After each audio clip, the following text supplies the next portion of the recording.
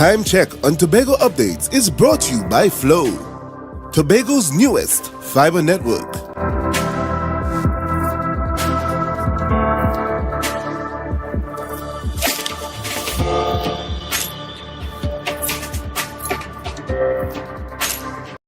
This Christmas, speed is on us.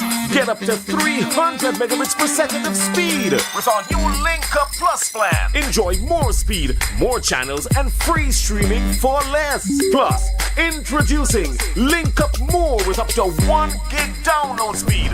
Download, stream, video calls, share memes, and more. Get free installation when you sign up in-store or online today at discoverflow.co.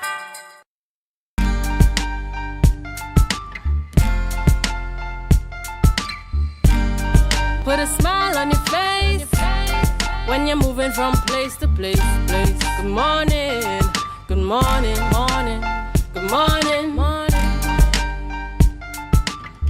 Good morning and welcome to the morning show on Tobago Updates Television. I am Humby and this is the day that the Lord has made, and guess what? We will rejoice and be glad in it. Ladies and gentlemen, it's Monday 11 2023. In exactly 14 days, yes, 2 weeks, it will be Christmas Day. What are you doing to prepare for Christmas? What are your preparations like? What are your family traditions like? We're getting closer and closer to celebration time. Yes, Christmas is coming up over the weekend. We saw so many Christmas parties taking Party Police Credit Union, Victory Outreach Credit Union, so many Christmas parties taking place over the weekend. So in case you were wondering how close we are to Christmas, exactly 2 weeks away. Yes, ladies and gentlemen, it's that time of the year. It's the most wonderful time of the year. And it was such a pleasure seeing all of the Christmas activities taking place, the children going to parties, receiving their party, because for me Christmas really is all about the children. As long as they are happy, then I think we have, we've done quite well. So we just gotta get on into our show this morning. For you this morning we have a beautiful show. As you know, it's Christmas time here in the studio on set at the Tobago Updates Television studio. We are celebrating Christmas. We're celebrating you, and we always want you to tell us what your traditions are around Christmas time. We're inviting you to share what you do, what your family do. How do you celebrate Christmas together? What are your preparations like? What are the things you enjoy most at Christmas time? I know in our home we love a Christmas breakfast. Our thing is Christmas breakfast, and I tell you something, another secret: our Christmas breakfast extends beyond 2 p.m. and if you understand what that means, then big party in our home when we celebrate. All the siblings come together, my parents, my nieces, everybody come together, and we have a good time at Christmas. So we really want to hear from you, and we always say thank you for choosing the morning show on Tobago Updates. We want to say good morning to all of our viewers and listeners. David Hernandez, we want to say good morning to you. We see you there. We want to say good morning to Lisa James. We want to say good morning to all of our viewers and listeners this morning. All right, as we continue our program this morning, we're going to go straight on into our birthday shout-outs.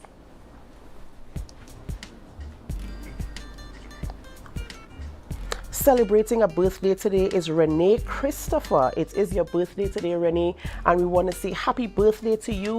Do hope that you enjoy your day today and God's blessings upon your life, my dear. Enjoy. Birthday shout-outs to Renee. And we want to say happy birthday to Mr. Nigel Wilson. It is your birthday today, and we honor you, we appreciate you, and we want to say a very special happy birthday to you going out from all of us here at the Tobago Updates Television family. We want to wish you God's blessings upon your life as you continue in your walk and walking in purpose and destiny. We just want to wish you happy birthday.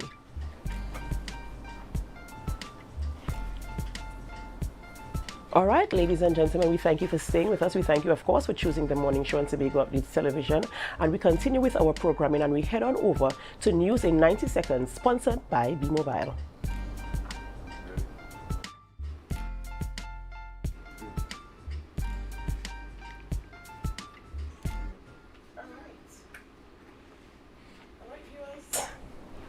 in studio this morning, we're going to be having conversation with some of our guests who, we love to speak about things happening in and around Tobago. So here's who we're speaking with today. We're speaking with Denise Pitcher. This is the Executive Director of Caribbean Center for Human Rights. And we're talking about human rights issues on the rise. Yes, a very important topic.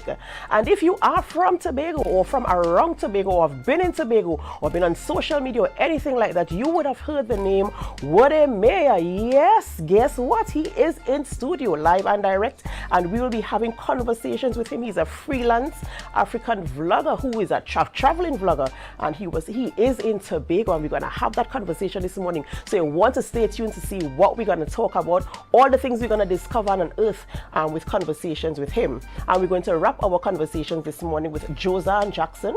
She's librarian 1 at the Children's Library, Tobago Library Services, and it's Children's Christmas Charity Drive 2023. So we're going to round our conversations with her. So we are, of course, inviting you to stay with us as we continue programming. And I want to say a special good morning to my co-host, Mr. Julian Skeet. Good morning. Good morning. I like your colors this morning. Very soft. Very soft and nice. I like them this morning. Doing it a little different. That's right.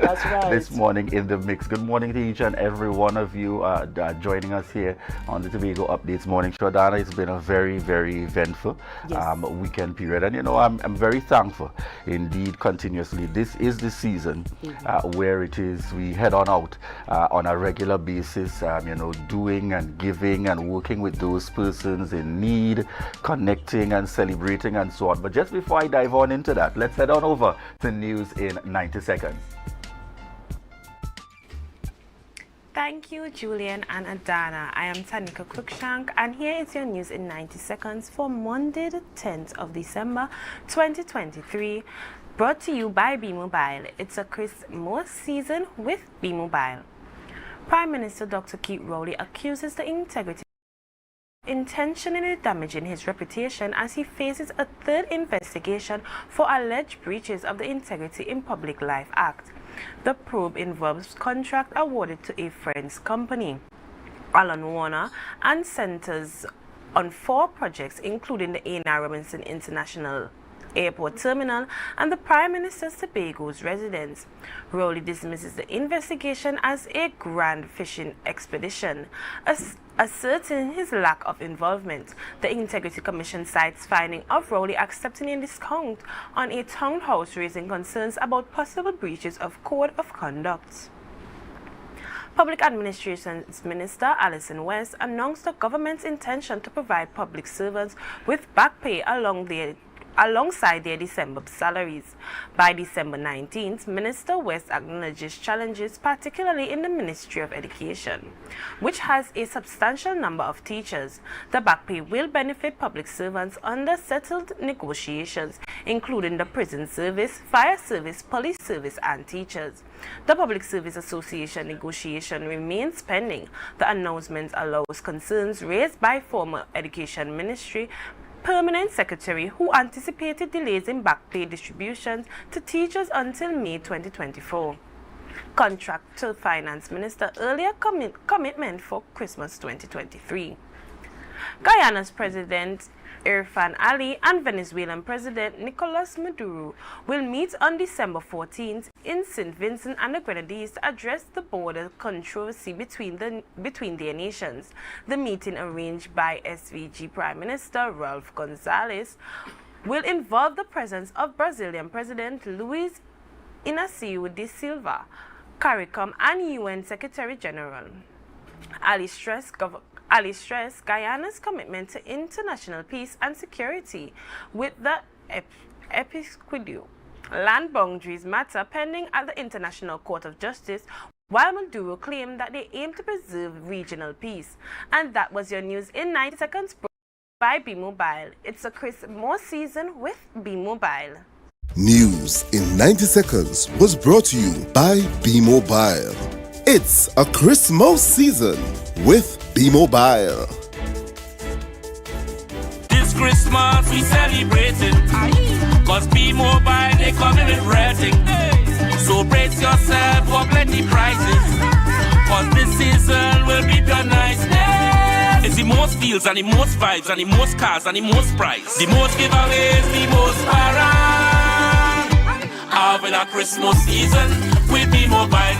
I want a Christmas season with me mobile. Bring the sorry levitos to a Merry Christmas. Having a Christmas season with me mobile. Top up, buy a plan, sign up or pay your bills. Enjoy the best Tobago Christmas. Be mobile. Life is on. Good morning, viewers, and welcome back to the Tobago Updates morning show, coming to you here live from the Port Mall in Scarborough, Tobago. Yes. We're just coming in after the news there. And you know, you're in that kind of Christmas season where you're balancing, keeping up with the news and the fact that it's a joyous season, and you just want to ensure that the celebrations go on. And in keeping with celebrations, I want to take the opportunity to send out congratulations again, the happenings over the weekend. It's always good when people are celebrated and people are awarded. The People's National Movement, Tobago Council, in fact, you know, they would have celebrated, and one of my colleagues sent me the photo, and what I was particularly pleased about going back to actually view the celebrations itself is the highlights specific to individuals and names that you haven't heard in so long. Just not just here. For the first photo, I saw the likes of persons that you know would have made the Honorable Orville London in the mix, Stanford Calendar, persons who certainly, and particularly for me, you know, always a standout, our young people. Right. One I know very the teaching service, Shamika, and also Denisha in youth development work. Really kudos and commendations to all the awardees that would have been presented, persons who have made their contribution to Tobago. Even Mr. Stanford Calendar, former chair, and I remember him distinctly because in our very early days and the startup of Tobago Updates, he was certainly in that lineup of our first guests to really come, you know, come in studio to be interviewed and to really speak with and connect with the people of Tobago. So kudos and commendations to the organization for recognizing outstanding achievements. I also want to highlight, as part of my weekend activities, the Mount Pleasant Credit Union, and the children's party took place yesterday, and the photo on screen, entire team there for Mount Pleasant Credit Union hosting the annual children's party, a combination of volunteers out of Interact, MPCU family members, as well as staff members and the education committee, and the entire team really coming together to have a grand celebration with our children and so on. Certainly critical in this season. There's a full lineup of events, and sometimes you have to make 2 or 3. That's right. But this weekend was the weekend for Credit Union children's parties, because as I mentioned, Agricola, the police as well, and the police Rand Credit Union, Victory Outreach Credit Union. So there was a lot. This weekend was the weekend for children. It's a clear signal, and no pressure at all. We're looking at the other financial institutions. Right. We want to see you hosting stuff for our children as well, because credit unions are certainly playing their part in the mix. And I want to say kudos and commendations as well to the Interact Club of Southwest Tobago. The charitable work continues within this Christmas season, and again over the course of the weekend we'll have spent some time with the young persons up there at the St. Vincent de Paul Home for the Aged in Mason Hall. Some simple, in terms of engaging and by further signage work, really displaying, and this is the talent and skill set of our young persons themselves. In photo, Clavia Simpson, president of the Interact Club of Southwest Tobago, and we certainly have to have her on to chat a little bit more about these initiatives, but doing exceptional work, and I want to say kudos and commendations going out there to all. My simple reminder in this season, as I continue to do everywhere I have an opportunity to speak, and even on air, I just want to remind you, whatever you have and you are able to benefit from this year, give a little to someone in need. Just give a little to someone in need. That's my simple message for this season. Of course, and I totally agree. When, as I mentioned in one of our previous programs, you know, Christmas is a beautiful time for those who have, but it can also be a stressful time for those who don't have. So of course we have to be our neighbor's keeper. We have to help each other. We have to lend that support and give. All right, ladies and gentlemen, we thank you, of course, for staying with us and for always choosing us on a week morning. But before we continue our go for a short break, and of course this is your opportunity to share the life. We'll be back. so your car break down. Oh, no, not again. And you're worried paying a wrecker could mean a pocket breakdown too. But when you're insured with Tatil, no stress. Yes! A Tatil motor policy has lots of benefits that protect your pocket, like free roadside assistance. That's free 24/7 every time, as many times as you need. Tatil, where people are people. A member of the Answer McCall Group. Light up the Christmas with the best fiber. Surf for channels, switch to thousands in prizes, plenty smart TVs, 1 year free service and free groceries. We suffering with Amplia. We winning with Amplia. We been drinking with Amplia. We winning with Amplia.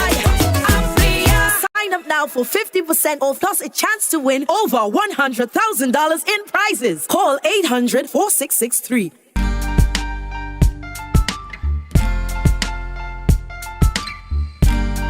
Put a smile on your face when you're moving from place to place. Good morning. Good morning, viewers, and welcome back to the Tobago Updates morning show, coming to you here live from the Port Mall in. We're in December. It's that kind of Christmas celebration time. Season's greetings to all. But at this point, we're heading on into our first interview this morning.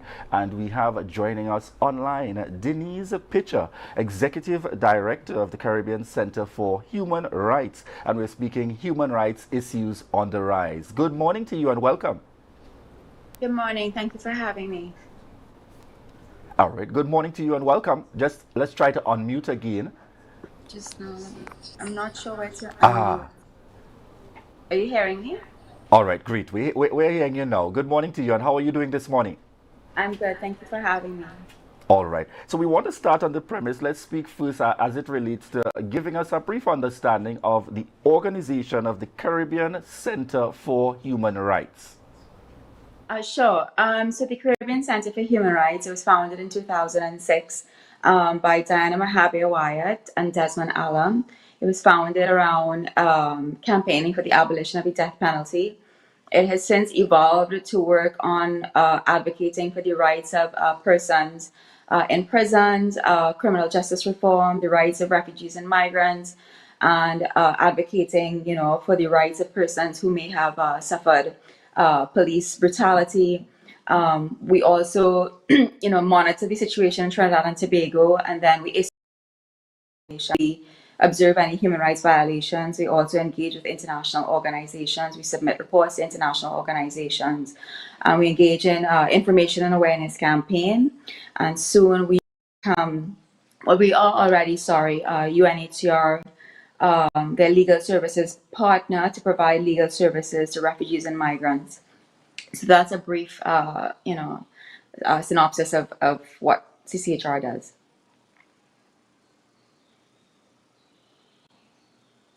Recognizing this, and I'm certain with social media, the human rights are now on a platform, because you're saying the organization was established since 2006, and now because of social media, you're seeing active engagement with human rights being sort of restricted in some areas. So we want to talk a little bit about what your strategy is in terms of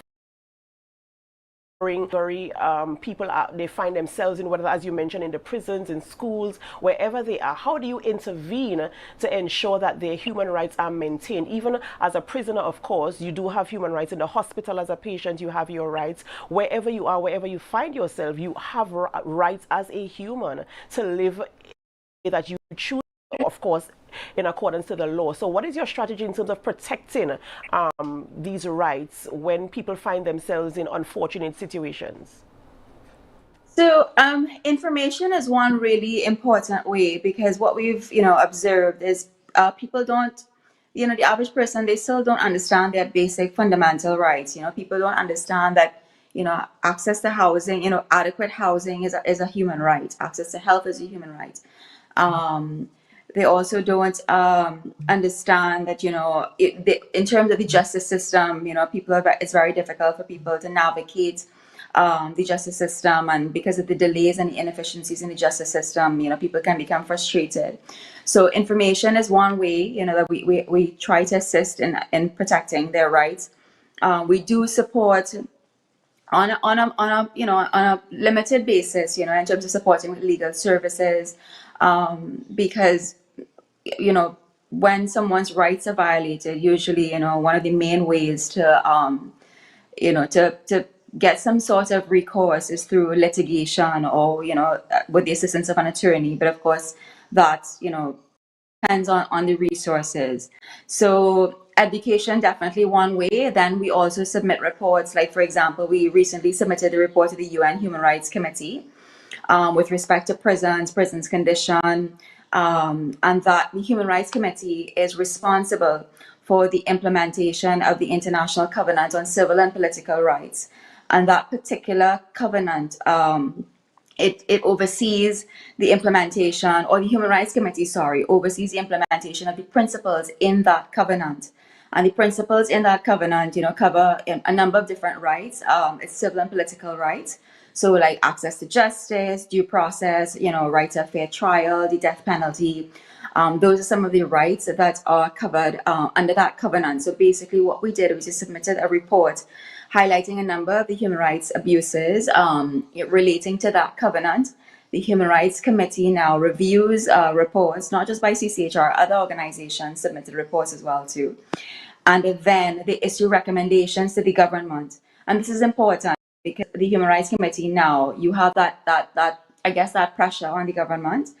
But they also reminded of their human rights obligations, because once a country signs up to these covenants, they are obligated, they're committed to these principles, and they need to take measures in terms of legislation, in terms of setting up systems to ensure that people enjoy the rights outlined in these specific covenants or documents. The direction you're looking at in terms of providing that explanation, because it takes me straight to my next question. We speak human rights, and I feel as though some persons do not have a clear understanding of what it is directly. I'd like you to elaborate as it relates to human rights violations, and when do I define, or when do I get to that point that I can say, all right, clearly you are violating my human rights? And you can use probably examples, of course, related to the Caribbean context as to what may be some of the more popular ones, just to bring persons into that state of consciousness. Sure. I mean, of course, our human rights violations, I mean, the overarching body, or the governing body, or the governing principles are outlined in the Universal Declaration of Human Rights. And the UDHR, or the Universal Declaration of Human Rights, gave birth to all these different conventions and treaties. And then now, then states, they then implement laws or establish laws in relation to these different covenants. So, for example, one of the human rights violations would be, and it's one that we see often, police use of force. We see, police officers using excessive force at sometimes. We see extrajudicial killings. We remember the most recent case in the prison as well too, where this young man died under suspicious circumstances. That's now currently under investigation. But I mean, in prisons, no one should fear in remand. No one should fear losing their life. Remand is not a place of punishment. So that's I guess that's one instance that we see very often: police use of force. Of course, with the rights of refugees and migrants, we often observe asylum seekers being detained and deported without having an opportunity to have their asylum claim assessed. So that's another human rights violation. So, you often see in the news as well too. Of course, we also have, high rates of gender-based violence, high rates of child abuse, high rates of domestic violence. So these are all violations that continue to persist in Trinidad and Tobago. Right. And how do persons access services through your organization to support them when they find themselves in these types of situations? And also, what are the figures looking like in terms of a ratio, perhaps, of persons who have accessed services in the past and the outcomes? So right now, so that's the thing. So I mean, CCHR, ultimately our goal is to be able to offer, to assist with the legal services, but of course that is contingent on resources, and resources are limited for small NGOs, like having that access to resources to provide legal services, because really and truly, a lot of the times when people experience these human rights violations, they need support with legal services. So we do have a team of attorneys, and we try to assist, even if it's with information. We just submitted a funding proposal for more resources, and if we were to get that, that would definitely support us in terms of providing legal services. But really and truly, we rely a lot on pro bono attorneys to assist with these matters.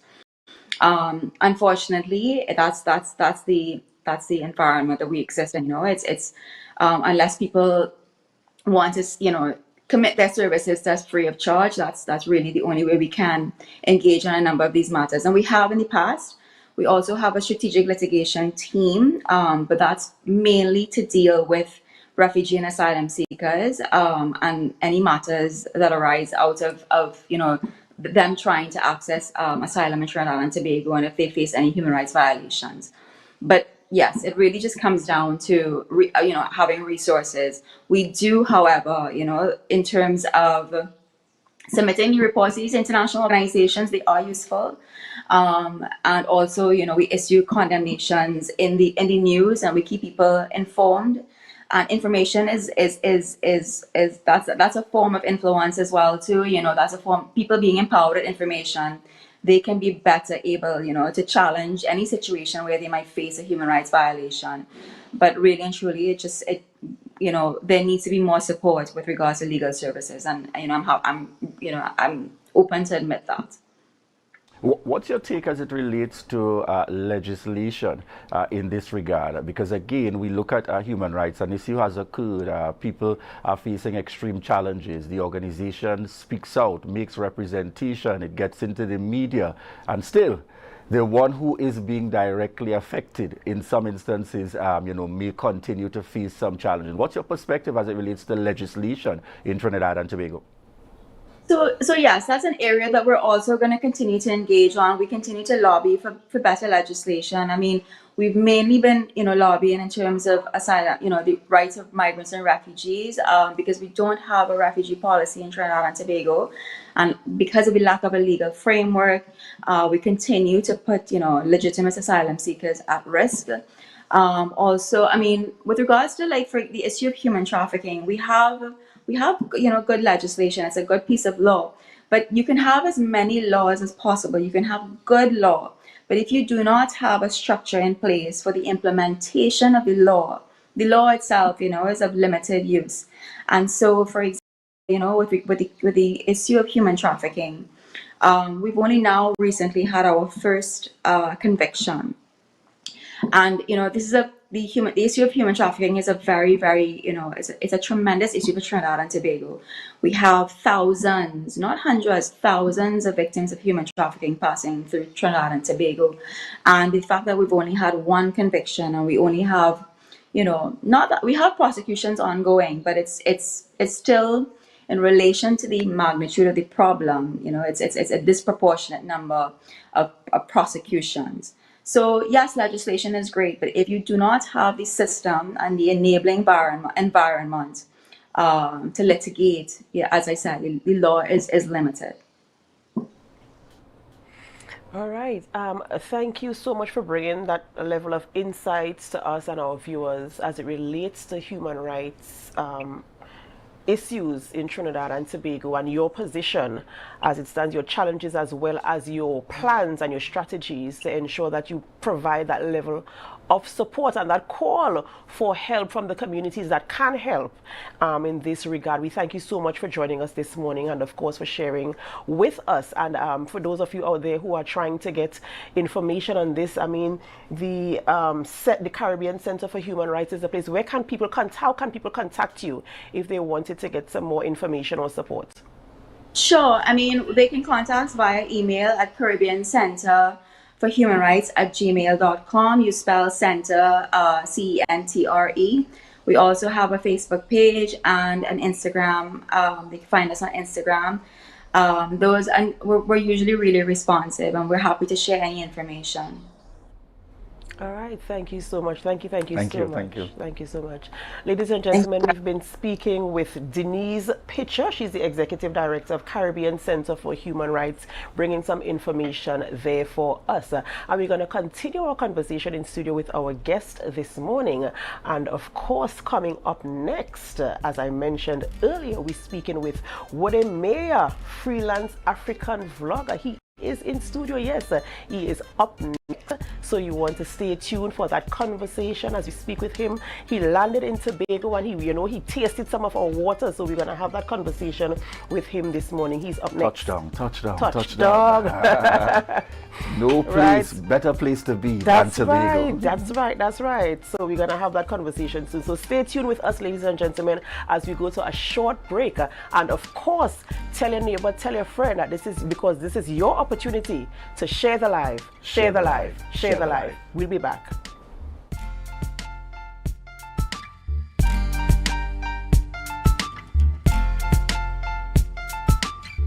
Jimmy's Holiday Resorts has 1, 2, and 3 bedroom, fully self-contained apartments located at the heart of Crown Point. Minutes walk to the popular beaches, restaurants, bars, and the airport. Enjoy our amazing amenities such as fully equipped apartments, complete with Wi-Fi, AC, TV, and a pool, and a mini-mart on the compound. Call 639-8292 or 8929. Jimmy's Holiday Resorts is your family's home away from home.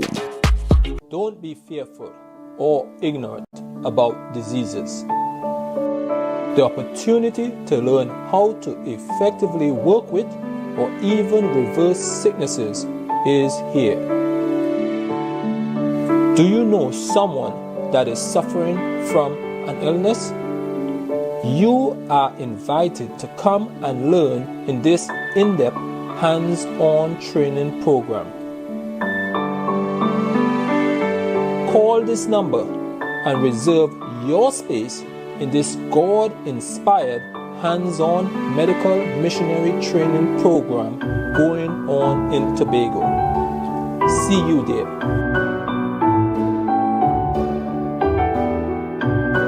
The Division of Settlements, Public Utilities and Rural Development has relocated its Crown Point office to Glen Road in Scarborough to better serve you, our clients. Our main office is located at the corner of Glen Road and Glen Road Branch Number 1, the building formerly occupied by COSTAT. Our Grant and Electrical Inspectorate services can be accessed at Number 2 Montessori Drive in Glen Road, Building 1 and 2.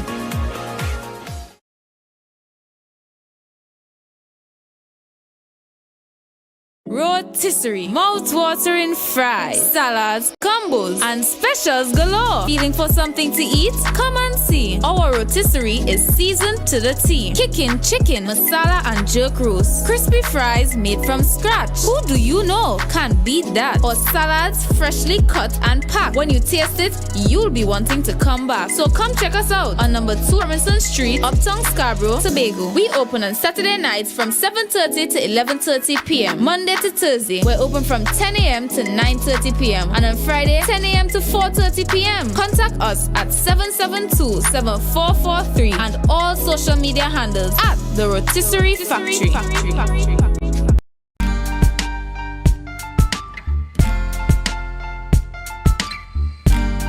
Put a smile on your face when you're moving from place to place. Good morning, morning.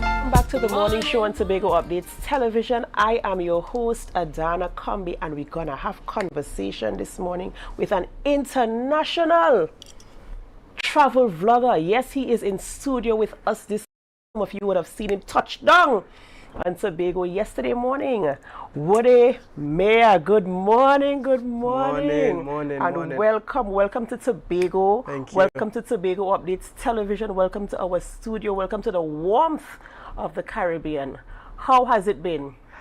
It's been amazing. I'm really having a great time. I'm experiencing things that I've never experienced before. So I guess Tobago will forever be in my heart. Ah, we love to hear it. We love to hear it. I mean, this is a man with over 1 million followers on social media platforms. So for those of you who haven't heard before, this is the opportunity to tune in to have this conversation with him. He came into Tobago yesterday and we saw some videos where he was engaging with what Tobago offers. What was the most outstanding thing for you? Being in the nylon pool, it's something that I've never done. I'm really scared of water, by the way. Even though I travel a lot, I don't get close to even a swimming pool. So yesterday when they told me that I have to do this, I was like, you know what, I'm doing it. I'm breaking that virginity. So I ended up just entering the water, and trust me, it's one of the best things I've ever done. Being in the middle of the ocean, out of nowhere, surrounded by boats, it was epic, really epic. I am happy that you had that experience, because we want all of our tourists, when they come to our island, you must experience the nylon pool because it's so unexpected. And we've seen the videos here on screen now. Yeah. Look at you. I was having a great time. Like, for real, every reaction that I recorded yesterday was genuine, because it's like seeing this for the first time and I got an opportunity to experience it. That was everything for me. Wow, look at that. I feel like going back. We hope there's time. We hope there's time for you to go back and really enjoy. Look at you. Look at you. Yeah, I was vlogging all the time. Yeah. We are so happy that you had this experience, the warmth of the Caribbean. How has the reception been from our people?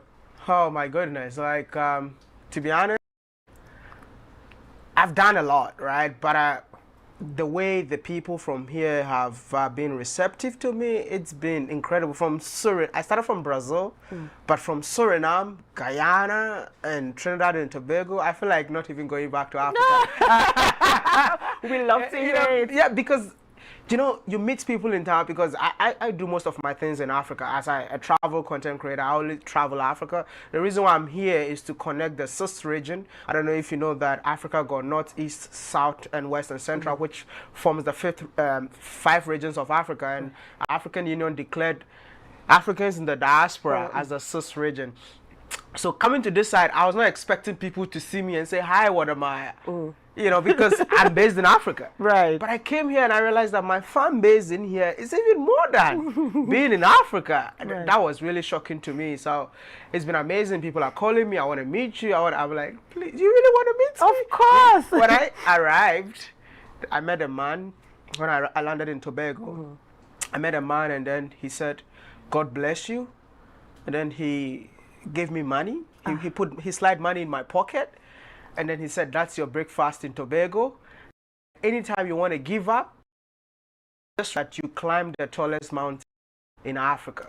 Wow. And that was beautiful. And I got this message from someone from Tobago. Yes. So it's been amazing, and I want to tell each and everyone, I'm so sorry I cannot be able to meet each and every one of you, but know that Wadamaya, I appreciate you all. Yes, and we appreciate the work that you are doing. We appreciate the exposure that you're bringing. And we enjoy your content because you're so vibrant and alive, and you make it enjoyable and easy consumption for us as your fans. I could say that I'm a fan as well. You know, look at you there again, enjoying, you know, your time here. Yeah. What was, I mean, we always ask our visitors about our food. Okay. Did you eat? What did you eat? And what did you enjoy the most? Yesterday I ate everything. Right? The lobsters. There's a fish that I don't know the name of the fish. Fried fish from Caribbean family with plantain. You know, we also have plantain. So some fried plantain with the fish. Jerk chicken was everything. Right. God, friend that I was filming the video with, and I nearly did not want to give the person.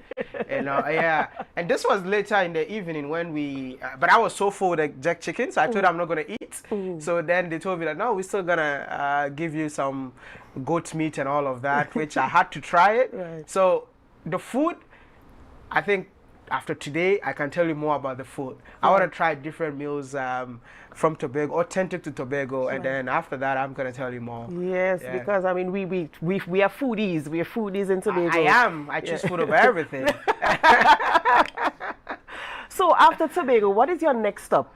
So we'll go back to Trinidad and then just spend 2 more days in Trinidad, and we'll fly to Barbados, and from Barbados to Jamaica. That'll be our final destination. And we want to keep in touch with you. We want to know how the journey progresses, and of course, not being biased, but we want to know the ratings and the rankings between your visits to Tobago and the other islands. We want to know where we positioned, you know, in your ranking as you traveled through, you know. I would do that, but I would say that first impression, Trinidad really surprised me. I think my first video that I did from here was telling you guys how the oil, they've managed to use the oil to develop, I mean, the coastline of the country, which I think it's commendable. So also the connectivity, I mean, driving within the country. Sometimes when you live in a country, you don't know how developed your country is until someone comes in and tells you that, because I've been to so many countries, and so many countries, they have the resources and all of that, but you don't see the development. So I would say that kudos to the government. I saw the Prime Minister sharing my video, eh? Yes, he did, you know. Maybe it really is a proud moment for us, the fact that you were able to. That's a proud moment for us, that someone on the outside could see our progress and, you know, our developments and the way we think, and we strategically plan things and implement things for the benefit of the people of Trinidad and Tobago. So yes, the road infrastructure is also good, and let me tell you something, it's so clean. And do you guys have a tourism ministry? I want to just give a shout out to, I don't know who maintain the properties and all of that. I don't know which government body does that, but that was so impressive. You know, we have so many heritage site, historical site that we don't take care of it. But when I went to Fort George, I saw how clean and preserved that artifact was. I was blown away. And even when you go, I'm sorry, I'm talking about Trinidad. That's okay. I went to what do you call it, Queen's Park. You know, the Magnificent Seven. The way that history has been preserved, kudos to whoever is in charge of that. The Ministry of Tourism, congratulate you. Kudos to you guys. Oh, wow. We're doing a good job. And we take tourism very seriously in Trinidad and Tobago, specifically in Tobago. And I wish you could get to see some more of the sites in Tobago as well. You know, tourism is a big thing for us. If you even notice, we're in the cruise ship season as well, so we have a lot of tourists on the island. What we want to do is engage them. I hope you get to see some of our culture in terms of performances and the way we do things and to preserve our culture here in Tobago. So I hope you get some type of engagement with that as well, because we take it very seriously. What we do is we're very proud of who we are as Trinidad and Tobagonians. We're very proud of the ancestors and the things that happened in the past, and the way, you know, we interact and interface with people, and the way we show our culture. What we actually have called it Tobago Festival in the summertime, July, August period, and we really display all of the things of the past. So that would be, if you're coming again, that would be a good time to come. I'll just put it in a plug there, you know, for the Tobago Heritage Festival. It's a really, really beautiful experience. So if ever you're planning to come to Tobago again, July, August is a very good time to come. You'll definitely see all the culture on display. Right, so listen, I'm so excited. I don't even know what else to ask. I'm so excited having this conversation, you know, with you, ladies and gentlemen. We're talking with Wudemaya. In case you don't know, he's an African vlogger. He's a travel vlogger. He travels across. He just mentioned to me that his travel was primarily in Africa, but he came to this path, of course, to find the people, the African people in the diaspora, you know, with over 1 million viewers on social media, you know, taking Africa to the world and showing what African people are like, how we interact with each other wherever we are placed, or wherever we are on the globe, wherever we come from. And it's something really, really commendable. I really want to commend you for this, and, you know, changing the narrative of what Africa is, what an African is, and what the African culture is about, because there's some negative stigma. So I'm so happy that you're bringing this to light, that you're showing the beauty of our African brothers and sisters wherever we are in the world. Whoa, what are you looking forward to next? What are you looking forward to next? I just want to connect Africans in Tobago with Africans in Africa. Just get to know the history of how Africans got in here, the history of Africans in general, the way of life of the Africans living in Tobago, and also get to dive into see the food they eat in here, and then compare with the food that we eat in various countries in Africa, to see the connection that we have. Just to, because, I mean, when I travel, sometimes I get shocked myself when I get to know that even the language they speak has my African language in it, you know. So it's something that I really want. I want to talk to more people just to get to know and connect with the motherland. And you know something that I really, really appreciate about your travel and your strategy and your objectives. It is fun. It's easy to consume your content. It's, you know, we could follow you. But the fact that you actually have you're on a mission. Yep. You want to connect all of us back to the motherland. Yep. Although we are in different parts of the world, what is similar about us? And even in our similarities, how are they different, but how do they link back to each other? So kudos to you. Just explain that to me, and I was like, wow. I mean, I never really thought about it in that kind of way. In as much as we are the same, we still have differences that make us unique. You understand? But still connect us back to where we are. You know, and I wanted to continue eating food. I wanted to continue eating food because, I mean, even I am surprised when I travel and I eat foods from different, even in the Caribbean, the way they do things, of course, is different to how we do it here. So it's a good experience to sort of interact with the different ways of life. I think you're a typical example, because as soon as I got in here, I asked you what's your name, and you said your name is Adana. And Adana is a Nigerian name. That's right. Almost all my friends in Nigeria are called Adana. So it feels like that's the connection, the first connection. Ladies and gentlemen, I'm famous. I'm just putting a plug there, I'm famous. So this is the kind of connection that we're looking at. I mean, if someone from Nigeria get to know that you are from Trinidad and Tobago and you're called Adana, and the first question the person will ask you, how did you get your name? You know, because I went to so many places in here where they had the Yoruba culture, and I'm like, I'm not even from Nigeria, but when I went to Nigeria, I saw that is the culture of Nigerians, and I saw it right in here. So the similarities and the what do you call it within us is just something that is mind-blowing, and I can't wait to discover all of them and share with my audience. Right. I just want to say, I want to go to the live. We have some comments coming in from our viewers online. Right. They're saying, watching from Trinidad, he is a wonderful YouTuber. Somebody, Newton George, is saying, I had some really good food in the Gambia and Senegal. Straker Sweetness, big up Wodemaya, big up. Top of the morning, coming from Curtis Stevens Harry. You know, so people are they're on the live, and they appreciate Ola B is saying they may not have structures, but the stories, the food, the language, the practices that they left with us, we have to preserve. We have to preserve. So people are on the live. They're saying, welcome, Darylyn Smart, welcome, Wodemaya. Everybody's saying welcome and sending love to you here on our live. Look at them coming in. They're saying good morning and welcome. You know, so our viewers, they appreciate you, they love you. And as I said, the work that you are doing, we really appreciate it. I know a lot of people vlog and blog, but what you see when you have objectives. And I made it clear from day one that I'm here to bridge the gap, connect us, and that is what I'm following. And I am so happy that my name was connected to your mission. My name was connected. Yes, people, my name is Nigerian, and we will talk about it a little bit later on. But that is who I am. And we are all we are Africans. Exactly. At the end of the day, that's where we came from, and that's how we ended up all over the world, because we came from someplace. Thank you so much for the work that you are. So much for recognizing Trinidad and Tobago. Thank you so much for stopping off in Tobago. Thank you so much for engaging with our people, and for the good reviews that you have for Tobago, and for coming into our studio this morning, and for we say thank you so much. We appreciate you and we love you. And Tobago, this is a proud moment where an international vlogger has come to our shores. We embrace him as we usually do as Tobago people, with our warmth and our love.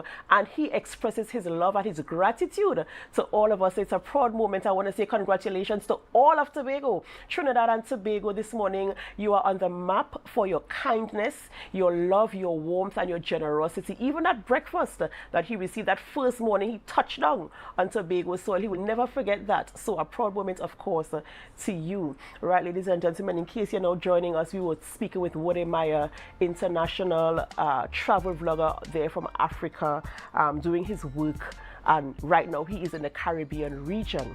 All right, ladies and gentlemen, up next we are going to be speaking with Josanne Jackson. We're speaking with Josanne Jackson next. She's up next, librarian 1 at the Children's Library, Tobago Library Services, and we're talking about Children's Christmas Charity Drive. We're going to have that conversation next. So we continue programming in studio. Now we have a tagline, and they're going to help me to say this tagline as we go to the break, right? The tagline is share the life, share the life, share the life.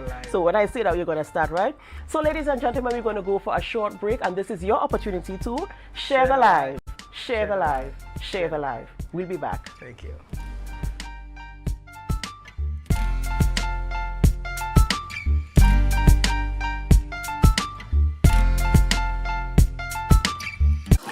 Hey, hello guys, welcome. Come have a seat.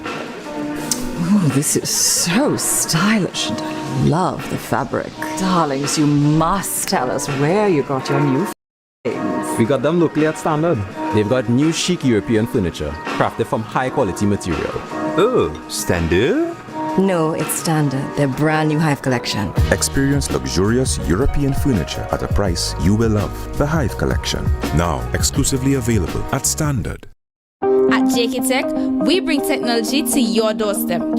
From cutting-edge laptops to reliable printers, we've got it all. Nationwide delivery and a new website for easy online ordering. JK Tech is your one-stop shop for your electronics and computer needs. Carrying top brands such as Acer, Samsung, HP, and much more. Follow us on Facebook and Instagram at JKTechTT or visit jktechtt.com. Quality tech is just a click away. JK Tech. Evaluate your shopping experience, your tech, your way. Call or WhatsApp 383-2651. Shop smart, shop JK Tech.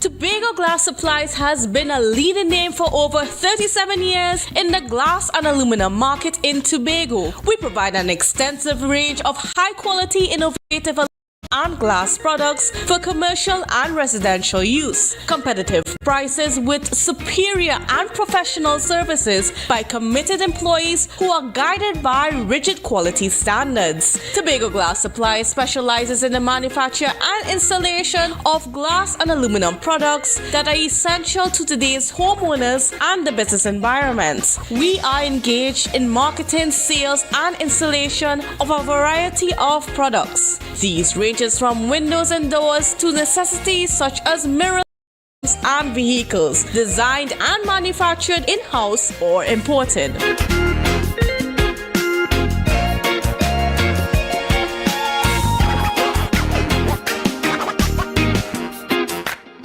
You can now get whatever you need whenever you need it anywhere in Tobago with Tobago. Your meals, medication, groceries, and shopping all delivered directly to you. No more hassle, no more stress. Get the Tobago app today on Google Play or Apple App Store. That's TAPPOGO and let us deliver to you. Check our website at www.tapogo.app or call the experts at 494-TOGO and 484-4746. Tobago. Relax. We will get it to you. Tobago's at your service. Put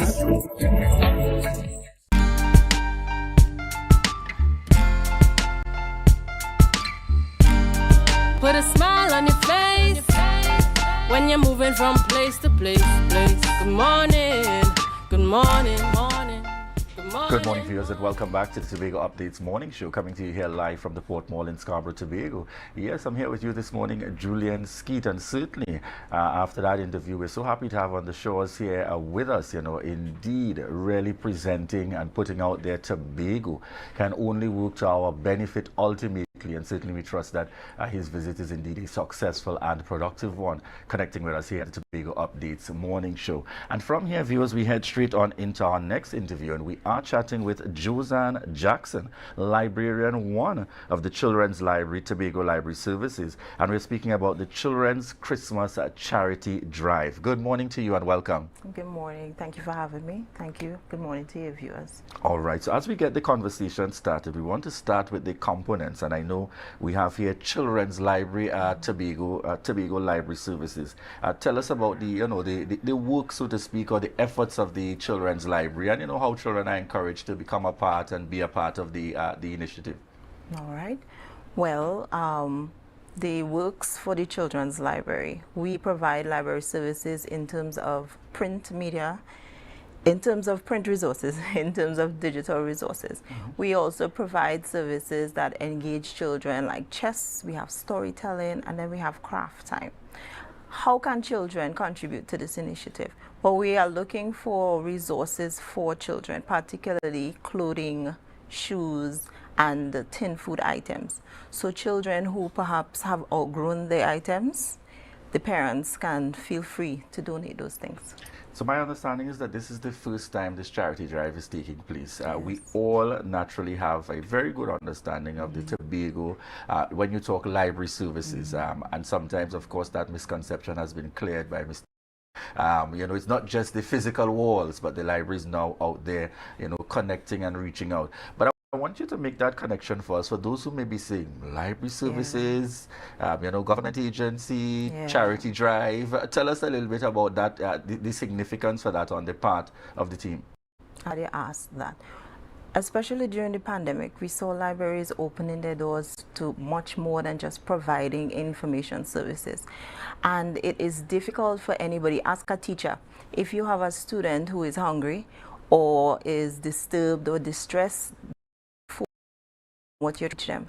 So if we have persons who don't have their basic social needs met, it's hard for them to appreciate our intellectual focus. So this is clearly and one of those kinds of efforts, and kudos and commendations to you all.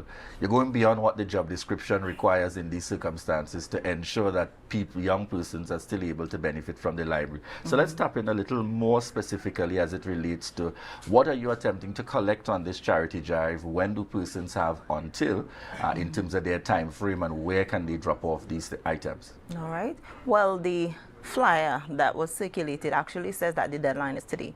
Right. But I'd like to let persons know that extension has been given until this Saturday. I think it's the 16th. Right. The library closes at 2 p.m. So from 8:30 to 2 p.m. on Saturday, you have until then to provide those resources. The flyer gives the age ranges of the children that we're targeting. So it is not just a general charity drive. It's very specific. We know who we're giving the items to. And the needs were identified not as toys, but as clothing, because they're growing children, and so they really need resources. All right, excellent. So I know you mentioned drop-off. Is it limited to the Scarborough Library, or I know you also have Roxborough? To just just clarify that first. Where are the drop-off points, or is there one drop-off point? No, I'll say no, because at Scarborough we can take steps to get items that are dropped off at the Charlottesville Branch Library and the Roxborough Branch Library. So persons can go ahead and do so. Another big part of this drive is you can make financial contributions by paying on a gift card at Payless Shoe Source. So if you want to participate and you may not have the clothing items to give, you can make a deposit at Payless under the name Tobago Library Services, and so the caretakers of these children can go and actually get the footwear that's appropriate. Excellent. Who would you say in this initiative in terms of numbers? How many are you hoping to be able to reach in terms of helping children and families in need? We have an initial group of 8 children. Excellent. Excellent. And they would have been sourced from your interactions. When I say you, I mean in terms of staff's interactions with children who visit the library or families that they may know of in these circumstances? Actually, they are not directly library users. However, we do hope to create a bond, a long-term relationship with them after they see that the library has gone beyond its regular duties to assist them in this social need. You speak with a level of passion, and I can't help but wanting to touch on, you based on our conversations prior, coming up within the library services. Why would you say this is particularly significant, even for individuals? And I'm speaking to that essence of going beyond sometimes what we are just paid to do by virtue of our job description, because I have this mantra within the season where it is, I really am encouraging persons, when you are indeed blessed, give a little to help someone else. So what would you say to those out there, as words of encouragement and your commitment coming through? I think, as you rightly say, it just feels good. Regardless of if it's this drive or it's helping a neighbor who may be unfortunate, or it might be just helping a co-worker who needs a listening ear, I think there are opportunities for us to give. And in Tobago, we're always branding Tobago, but I think we could start by taking care of us here in Tobago. Excellent indeed. Josanne Jackson, Librarian 1. Just before we close, just remind our viewers the need to give, the need to contribute, and where they can deliver to, and if there is any contact information that you'd also like to share. Definitely. On the Tobago page, we have the flyer up, so it has all our information. You can come to the library directly, or you can contact us. You can send an email. It is eastlandmckenzie at gmail.com, but it is very clear on the flyer, so forgive me if I don't quote it accurately. And we want to ask persons island-wide to give. You don't have to expense yourself per se. All our children are growing and they may have outgrown something, and you can give it something that's gently used and appropriate for somebody else to utilize. Excellent. And what an excellent way to close this morning, the Tobago Updates morning show. A gentle reminder to each and every one of you. And I want you to pull back up that flyer on the screen for us. We have been speaking with Josanne Jackson, Librarian 1 of the Children's Library, Tobago Library Services. And this is their charity drive. Commendations indeed. You have until the 16th, this Saturday. You have until this Saturday. Please make your contributions. We're looking forward to your support. And even if you can't make it to Scarborough, you can drop off at Charlottesville. You can drop off at Roxborough. And just in case you can't even make it there and you might be heading to the mall, you have an opportunity as well to make your contribution for that gift card. So they've created several means by which you can be a part of this initiative. And certainly we want to send our commendations out coming from the entire Tobago Updates family to the Tobago Library Services on this initiative. This is the season where we have certainly got to look out for each other in more ways than one. And really, again, kudos and commendations to you and the entire team. Viewers, we want to thank each and every one of you for connecting with us this morning. I go into the live very quickly as we wrap. And I'm seeing persons in the mix, even Enosh watching from homeland Ghana. And we want to say thank you so much for choosing the Tobago Updates morning show. I'm seeing in the mix Diane Baker Henry, Toyin, Maurice, Kerry, and the list goes on. Anderson, the entire team, and we want to say thank you so much for choosing the Tobago Updates morning show. And as per usual, we want to remind you as we head on out to stay connected, because we're heading over to Tobago Notes with you this morning. Thank you very much again. It's Monday morning. Yes, we are in that season. All the best season's greetings to you, and remember, stay tuned, because from Tobago Notes we're heading over to GMT with Candice Jackson. So take care and bye-bye for now here from the Tobago Updates morning show.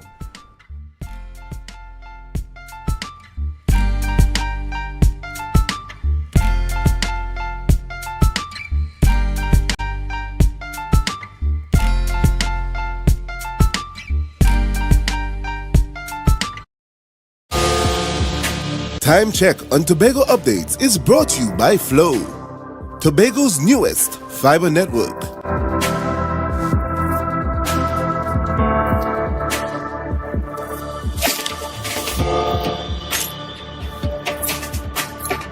This Christmas, speed is on us. Get up to 300 megabits per second of speed with our new Link Up Plus plan. Enjoy more speed, more channels, and free streaming for less. Plus, introducing Link Up More with up to 1 gig download speed. Download, stream, video calls, share memes, and more. Get free installation when you sign up in-store or online today at discoverflow.co.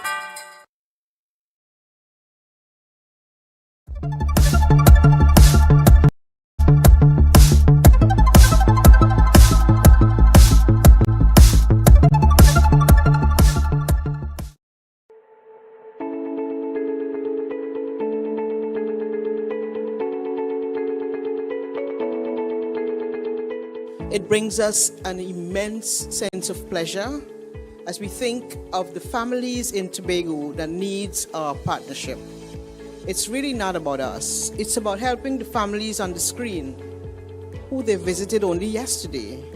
It's about helping families that are vulnerable, and without the partnership, perhaps they will continue to live in the squalor of poverty housing, indecent housing, inadequate housing, unsafe housing. It started with visits, and it's going to end with people having keys, people understanding that when the rain is falling, it will not wet them in the beds, that they will have proper roofs on their houses, that we will lead a strategy that will help with mitigation, but beyond that, that we will build the capacities of our community in such a powerful way that even the youngster that is coming up that says, I want to do construction, that we make sure we enhance their capacities. Under the umbrella of this arrangement, several initiatives targeting disaster mitigation, such as minor and emergency repair and reconstruction assistance grants, as well as community micro projects and training programs, will be implemented. However, our first initiative will focus on resilient roofing and floor repairs, which will impact at least 40 families. Other projects are as follows: the implementation of participatory approach to safe shelter awareness PASA with rural communities. This initiative will facilitate the development of community action plans, which will identify priority projects and provide communities with the necessary support to successfully implement these plans, such as funding, training, and capacity development. 2. Building resilience to climate change in 3 coastal communities, as Ms. Messiah just said, by utilizing index use and GIS mapping. The promotion of rainwater harvesting and solar lighting initiative with rural communities. Our 5th project will provide low-cost option for low-income earners by improving living conditions and overall standards of living. We strive to uplift individuals and families in need. This initial project, as envisioned by Habitat for Humanity, they are prepared to put into this project $1,445,000.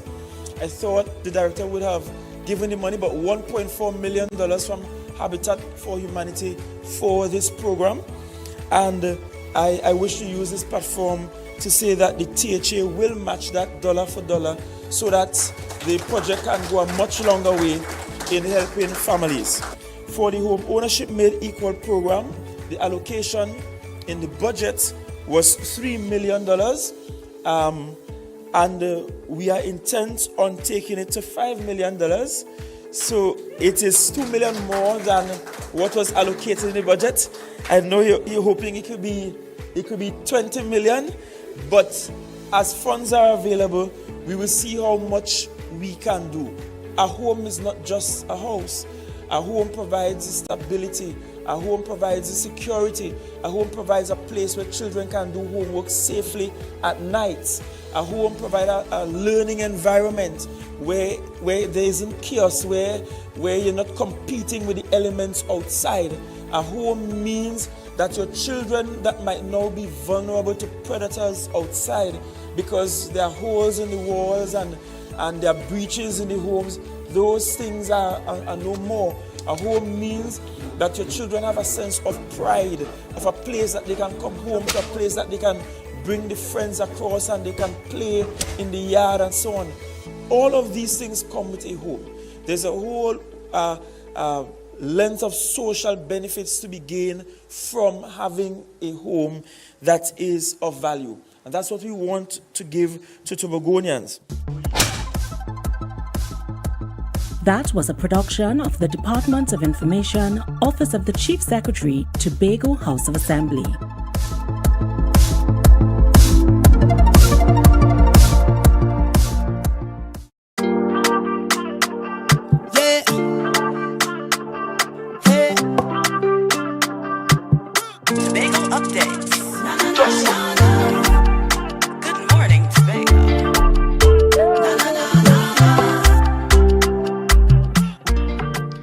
Welcome to Good Morning Tobago on Tobago Updates, your source for current affairs in Tobago, Trinidad, and the region.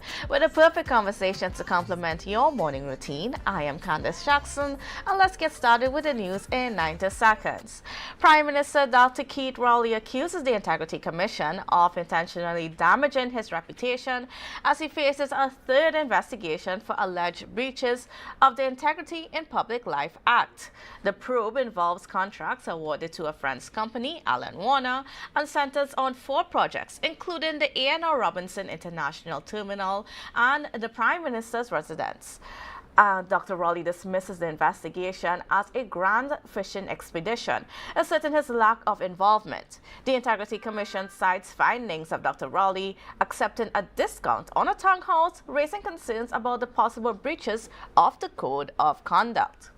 Meanwhile, Public Administration Minister Alison West announced the government's intention to provide public servants with back pay alongside their December salaries by December 19th. Minister West acknowledged the challenges, particularly in the Education Ministry, which has a substantial number of teachers. The back pay will benefit public servants under the set of negotiations, including the prison service, fire service, police service, and teachers. The Public Service Association's negotiations remain pending. The announcement follows concerns raised by the former Education Ministry Permanent Secretary, who anticipated delays in back pay disbursement to teachers until May 2024, contrary to the Finance Minister's early commitment of Christmas 2023. And finally, Guyanese President Irfan Ali and President Nicolas Maduro will meet on December 14th in St. Vincent and the Grenadines to address the border controversy between their nations. The meeting, arranged by SVG Prime Minister Dr. Rafa Gonçalves, will involve the presence of Brazilian President Luiz Inácio da Silva, CARICOM, and the UN Under-Secretary General. Ali stressed Guyana's commitment to international peace and security with its Essequibo land boundary matter pending at the International Court of Justice, while Maduro claims they aim to preserve regional peace. And that concludes your news in 90 seconds, brought to you by B-Mobile. And it's a Christmas season with B-Mobile. All right, viewers, so yes, it's good to be back with you. I just want to thank Mr. Jerry McFarlane for, holding through for the last few weeks with that special Beneath the Surface segment, and I hope you really enjoyed that. But getting into our program this morning, we are actually going to be taking a quick break, and we'll be right back. This Christmas we celebrating, cause B-Mobile they coming with rating. So brace yourself for plenty prizes, cause this season will be the nice. It's the most deals and the most vibes and the most cars and the most price, the most giveaways, the most para. Having a Christmas season with B-Mobile. I want a Christmas season with B-Mobile. Bring the sorrel with us to a Merry Christmas. Having a Christmas season with B-Mobile. Top up, buy a plan, sign up or pay your bills. Enjoy the best Trinbago Christmas. B-Mobile. Life is on.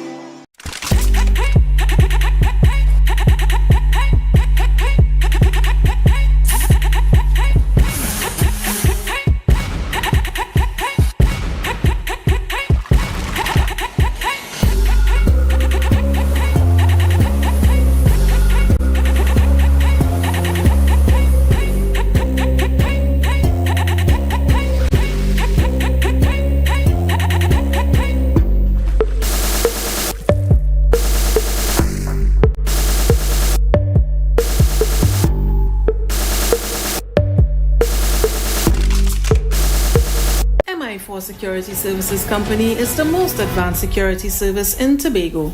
Ask about our cash and transit service. It's safe, risk-free, reliable, and timely. We provide safe banking delivery for all business types and sizes with highly trained staff, 24/7 monitoring, coordinated emergency response, and a well-maintained fleet of armored vehicles. Contact us at 660-7723 or visit our website at www.mi4securitytt.com to sign up today.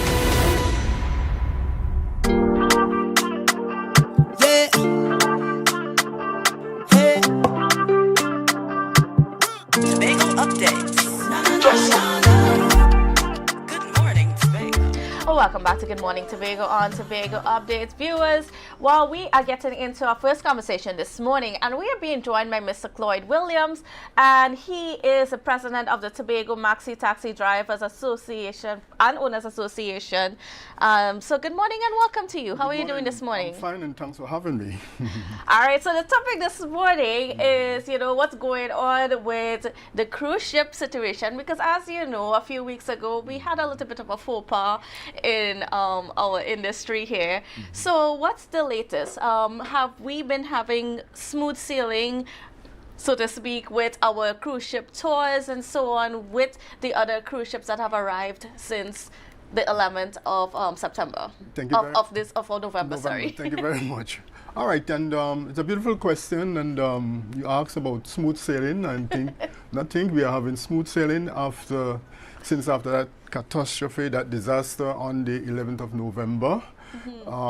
We have that same ship come back about twice or 2 times, and we have no problems whatsoever. And I'm excited to mention that there are certain measures that has been implemented by the Tobago House of Assembly, the Chief Secretary, Mr. Farley Augustus, and the Secretary for Tourism. And may I mention also that the measures are simple to use the divisional buses, the buses from the division, right? And this is something I've been advocating for quite a number of years, But it took a crisis to bring out the results that... Unfortunately, right? And we glory in the result, but not the crisis.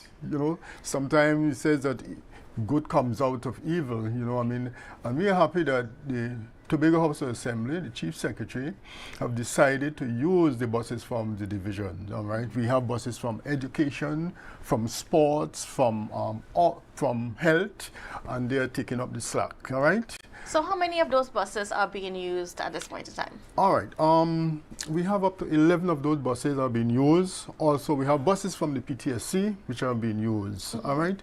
And it's quite adequate, so it doesn't have a problem now, and I'm very, very, very happy about that, all right? Remember the last time I was here, maybe you were not the person interviewing, but I promised that it will not happen, and it doesn't happen. What I did, I took personal responsibility of addressing the matter. I spoke to the Chief Sec personally. I sent letters to all the divisions so that, listen, you have these buses here. Let's use them. We have a shortage of maxi taxis in Tobago. We have maybe just under 100. In compared to Trinidad, we have in Trinidad over maybe 4,000 or 5,000. So of course there's a shortage. Why not address the shortage, all right? I personally write letters to the Transport Commissioner, the Ministry of Works. So listen, give us the buses, give us more maxi rides in Tobago. Because the few we have here, they are outdated. All right, they are not adequate. And let me tell you this, these buses normally service the school run, we service the port, the airport, with the island tours and so on. And sometimes you have to finish school and then run or rush to the cruise ship. And it's always a rush. So we are asking, let me use this media to ask, to reiterate the point, or ask the question, why can't we have more buses or maxi taxis in Tobago? And may I mention that I sent a letter down recently. Yes, I was about to ask about that. I was on the line of questions. Yes, yes. Even before this last letter, I have sent letters to the Transport Commissioner. Give us at least 20 to 25 more rides or maxi taxis in Tobago. We had a meeting last 2 weeks. I was not there, but I was represented. And on Sunday, decided to give us a few more. Last night, I was told 8. Somebody told me 17, but I still wait on the correspondent from the Ministry of Works. All right. So then it looks as though within do you know when we will be able to get those rights in Tobago? I'm not sure. I'm waiting on the correspondent from the Ministry of Works and Transport. They called me last week asking for the correct spelling of my name. So I guess that correspondent is on the way. We have maybe about 50, 60 more ships to come. So I'm hoping that at least by next week we can have the consent and we can proceed and have the right. Because there are quite a number of drivers in Tobago are asking for rights. And this will help in our current situation. So I'm hoping that this can happen in the very, very near future. So tell me a little bit about the process of being a tour operator, well, at least the transport situation for the transport of tourists and stuff like that from the port to whatever destination. How does that work, and how do people get involved? You know, that sort of thing. All right, it comes through the association. We have two providers in Tobago, my association, Tobago Port Taxi and Maxi Association, and then the other provider. You have to apply for membership. Once you apply, you go through the process. You get your bus inspected, your license and so on. We accept you on the port. You wear your uniform representing which organization you belong to. You do an inspection and so on. And it's very simple, all right? And this goes to you too. All right. So now, so you said that everything has been running fine for the last few weeks.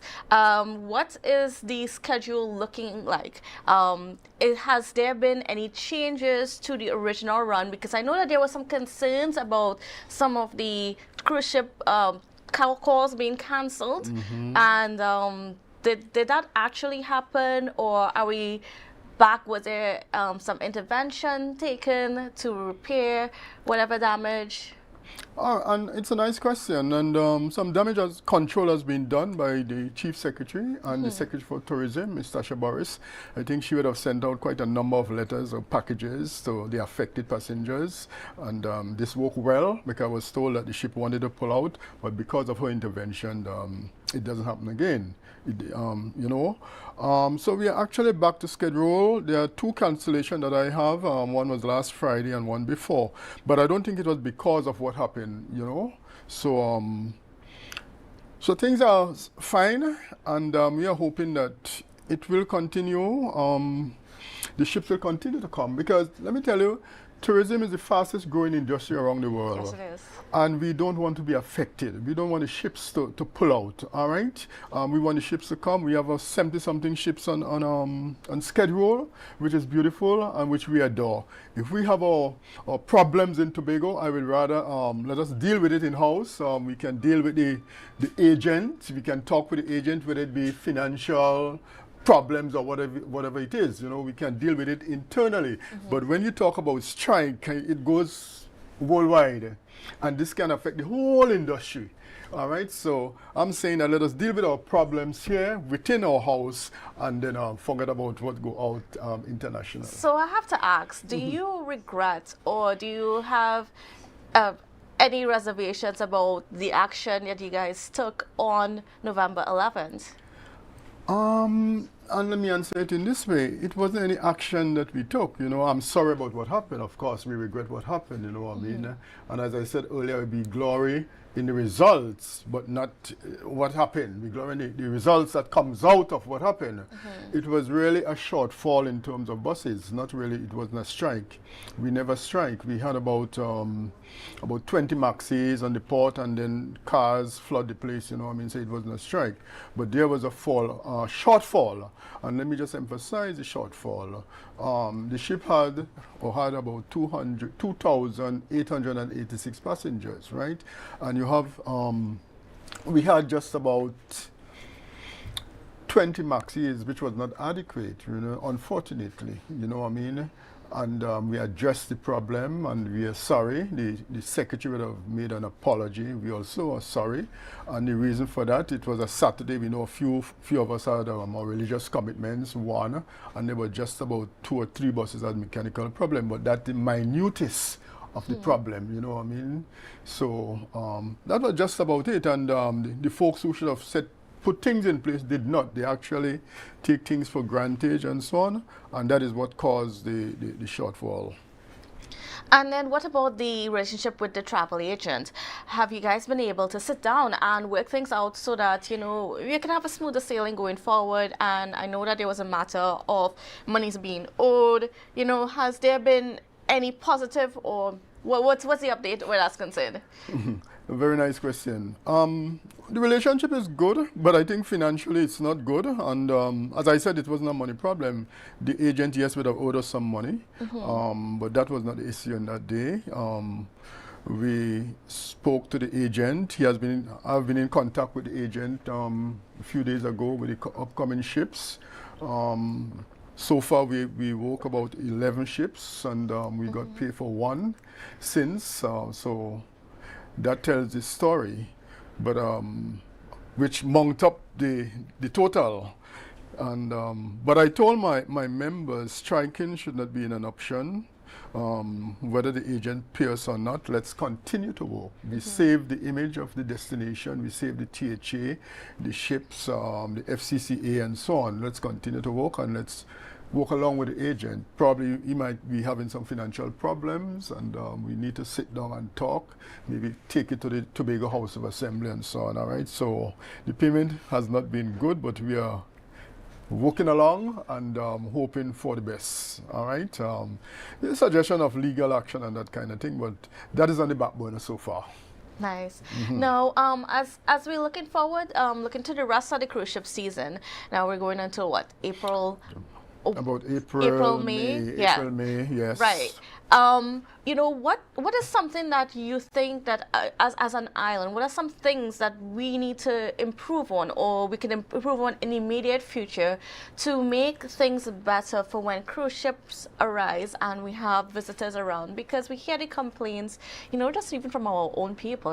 As you look around, you're seeing them when a cruise ship has come, they're just walking around, and there seems that there's some things missing. Yes, definitely. Let us say a cruise ship comes on Sunday.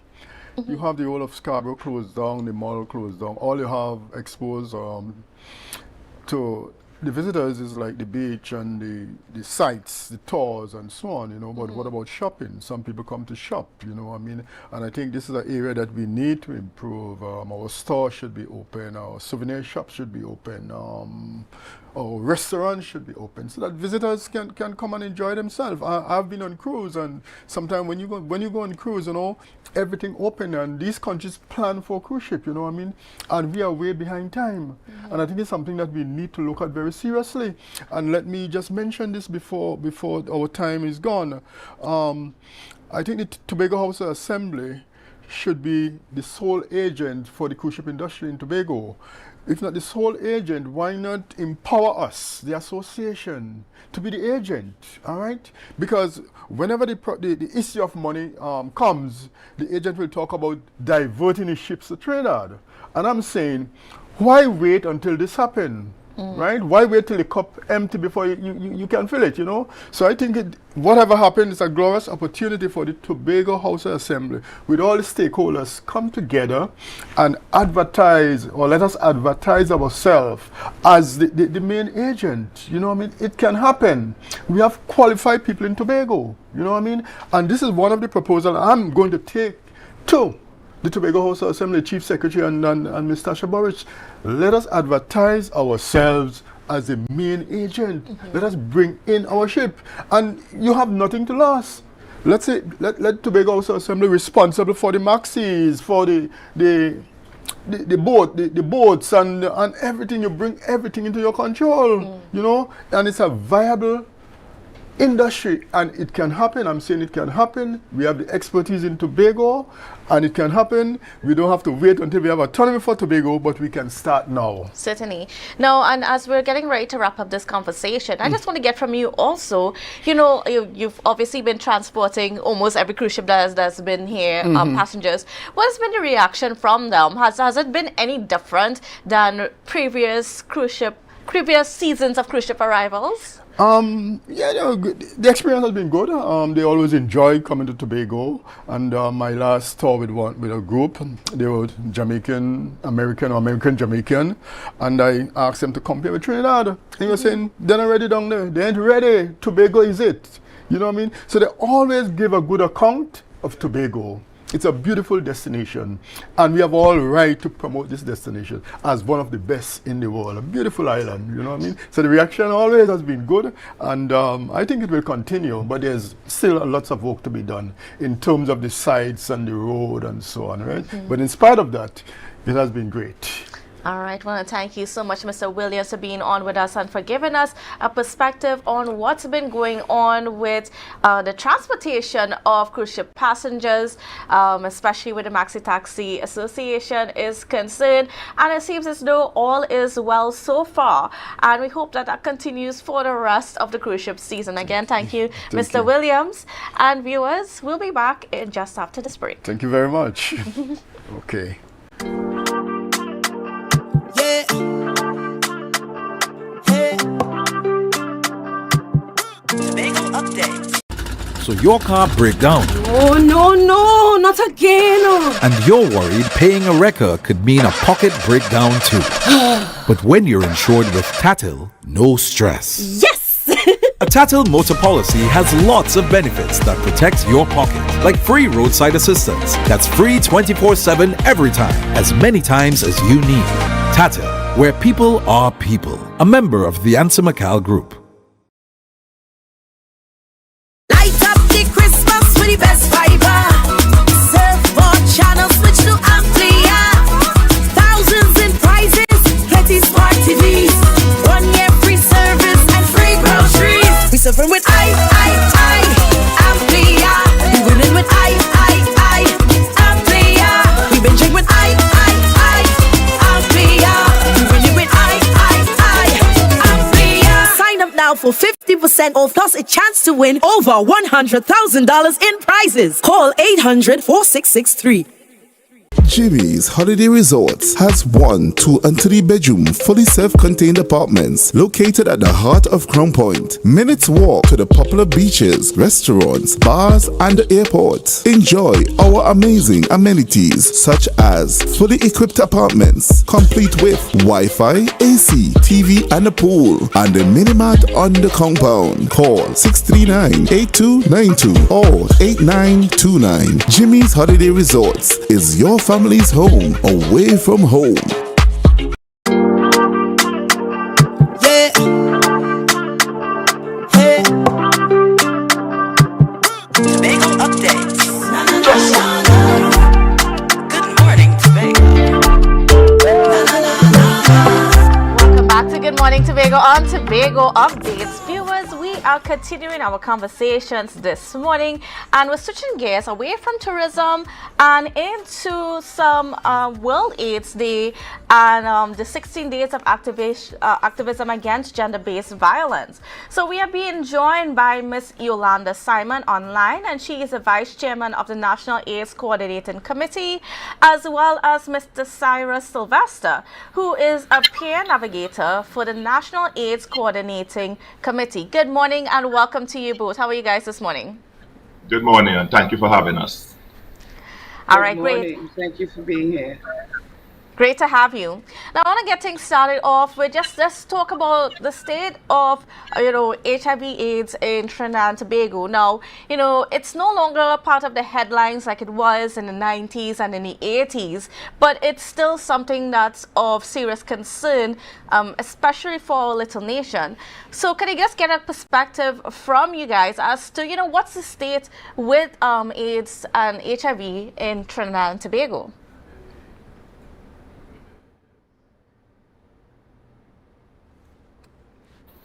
So, with respect to the climate where HIV is concerned in Trinidad and Tobago, we are working assiduously towards reducing the number of HIV cases. Testing has been ramped up throughout the country. There are testing sites throughout the country where persons can be tested. There's further information I will give, but I think I want to hold that for a little later. But with respect to HIV, we are encouraging persons to get tested. It is important that you be tested because the only way to find out if you are HIV positive is to do the test to know your status. If you are found to be HIV positive, then you can go on to be treated. So, Ms. Simon, what are the numbers like in Trinidad and Tobago? What is the data telling us at this point in time? Good morning again. Well, the data as of last week, there was a presentation by the technical director of the National AIDS Coordinating Committee. And at present, it is estimated, and that's important to remember, estimated between 10 to 11,000, 10 to 12,000 persons living with HIV here in Trinidad and Tobago. We have seen a decline in the mortality rate, which is good. But as Cyrus said, HIV is still around, and people need to get tested.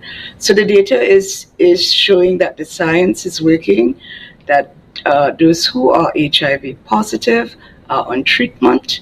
There is a lot of adherence, could be some more, but we're working on that.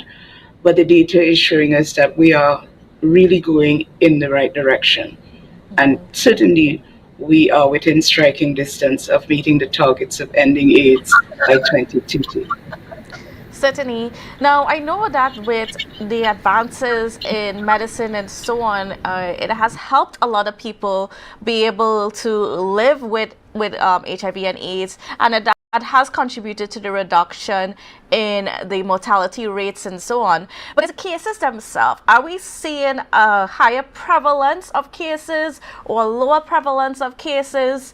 What's that situation like? Perhaps we need the medical professional to speak to that. But from where I sit, the cases are reducing. We are not seeing as many persons, presenting with HIV, but still HIV is still here with us, and persons are still being infected. All right. I don't know if Mrs. Simon, do you have anything else to add to that? Yes. In addition, I quite agree with Cyrus that we would leave the numbers to the medical professional, because Cyrus and I are really coming here. I wear a number of hats, but today, really, given the theme of World AIDS Day, Let Community Lead, we are really looking through the lens of community and how community voices have supported, impacted, and have become a critical part of the response here in Trinidad and Tobago. So we are not into crunching the numbers per se, but really to give a reflection of what over the last 40 years, because it's been 40 years this year, that HIV has shown its head in Trinidad and Tobago, and what that has meant and how that has impacted at the community level. All right, and then as we're on that now, let's talk a little bit about just some of the achievements that has come about since the organization started, since you've begun the work here in Trinidad and Tobago. Now, with respect to the achievements in HIV, there are numerous achievements in HIV. One is the successful expansion of the PMTCT service. This is the prevention of mother-to-child transmission, whereby pregnant mothers who are found to be HIV positive, they are started on ART, antiretroviral therapy. And with successful introduction of ART, these mothers go on to, the HIV is reduced tremendously during pregnancy, during childbirth, and also during delivery. There are other successes. For example, the HIV helpline has been re-established, 800 for HIV. The helpline is there to support persons both infected and affected. There has been ramped up testing throughout Trinidad and Tobago. There are many, many public testing sites where persons can go and be tested, and testing is free, and you can have your results within as little as 15 to 20 minutes. HACU, the HIV/AIDS coordinating unit, they are in the process of onboarding persons who provide support for patients. For example, they're in the process of employing and rolling out psychologists, medical social workers, care navigators, patient tracers, field investigators. All of these persons are coming together to support persons, during their continuum of care. There's a lot of outreach taking place as well, where we go into the communities to do sensitization training, because it is important that persons be aware of HIV, how it is spread, how it is not spread, how they can protect themselves. With effective antiretroviral therapy, persons go on to become virally suppressed, or as we say, U equals U, undetectable equals untransmissible. And what this means is once you have achieved the viral suppression, you cannot pass on HIV to any of your partners. But in order to remain undetectable, you have to remain on your medication. There are lots of other achievements. For example, there is now the policy to treat all. Once you are HIV infected, you are immediately started on treatment. At the healthcare facilities, there is opt-out testing where persons are offered an HIV test. Regardless of what you come there for, you are offered an HIV test and you have the option to accept or to refuse. And all of this is a part of the process to get persons to know their status. Now, Ms. Simon, can you give me an idea of, how has that community response been like in terms, especially when we look at just the history of, AIDS and HIV in the country, that stigma and discrimination that it attracted in our society? Are we finally to that stage where we're seeing where, people are just a little bit more understanding and, it isn't that big of a stigma attached to it amongst the community as there once was? This is a very, very interesting question, and it comes in a good time following Cyrus's letting us know all the wonderful things that have been happening in Trinidad and Tobago. The not so wonderful things that's been happening is that the ever familiar stigma and discrimination remains the major barrier to treating HIV and AIDS as we know it here in Trinidad and Tobago. When we started this, when I say we, when Trinidad and Tobago, the first case of HIV in Trinidad and Tobago was in 1983. And here we are 40 years later, and we are still having to grapple with stigma and discrimination. And because stigma and discrimination really is not a facet of HIV, it was here long before that. What HIV has done, it has brought stigma and discrimination to the forefront. And whilst it's wonderful that we have had all these achievements, we've had the vaccine, we've had free medication provided by the government since 2005 to present. People are being barely suppressed, people are adhering to their medication. But what we really need, and we still need today, is a social vaccine, because there is still so much stigma and discrimination. Fortunately, as Cyrus and I sit here, because we've been on this journey for a long time, involved in HIV and AIDS, but say, we have been seeing, and we've seen that there has been some progress, albeit small, but progress, no doubt.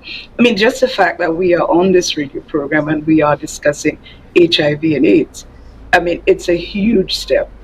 Many, many years ago, the media portrayed HIV and AIDS in the most derogatory terms, I have to say. They were just coffin and crosses and AIDS killed. Today, we don't even talk about AIDS. Today, we talk about HIV. People living with HIV, not HIV and AIDS, just living with HIV. So we've come a long way. We still have some ways to go. Again, progress in terms of media sensitization. Again, here we are with the media, long ago, Cyrus would tell you, we would not even speak with the media because all they were interested in was sensitizing, but sensationalism, with all of these terrible headlines, really, really. But now we can have a real conversation about what's going on and how to treat for people who are living with the disease. Also today, since 2009 and then 2013, at the level of the government, there is the HIV Workplace Advocacy Unit, whose role is it, whose mandate is to look at reducing stigma and discrimination for persons living with or for workers living with or affected by HIV and AIDS in the workplace. So a lot of good things are happening, and we need to continue these things to happen. What we need, a couple of things very quickly. We need to continue the investment in people living with HIV and those affected by HIV until we get to that place where that social vaccine, where HIV will become, just chronic medical chronic disease per se. And also we need the entire public to begin to realize that HIV is it's not a responsibility of the Ministry of Health or the National AIDS Coordinating Committee or the National AIDS Secretariat, but it's all our responsibility as citizens in Trinidad and Tobago to treat with our brothers and sisters in a humane way. And when we do that, we'll begin to break down those barriers, and then HIV will no longer be what people perceive it to be, but it would just be just another chronic disease. Now, another mission of the National AIDS Coordinator Committee is that of documentation, especially of the last 40 years of being in existence. How is that process going, and what are the goals in mind in the near future? With respect to the documentation of HIV in Trinidad and Tobago, as Ms. Simon said, our first HIV case was detected in 1983. Sorry, yes. Our first case was detected in 1983, 40 years ago. And it is important that this be documented. It be documented so that future generations will know where we came from and where we are going. Because if we do not know our history, we are doomed to repeat mistakes going forward. Also, it will be a platform for future generations to know what were some of the challenges that we faced and the successes, the achievements that that took place to bring us to where we are today.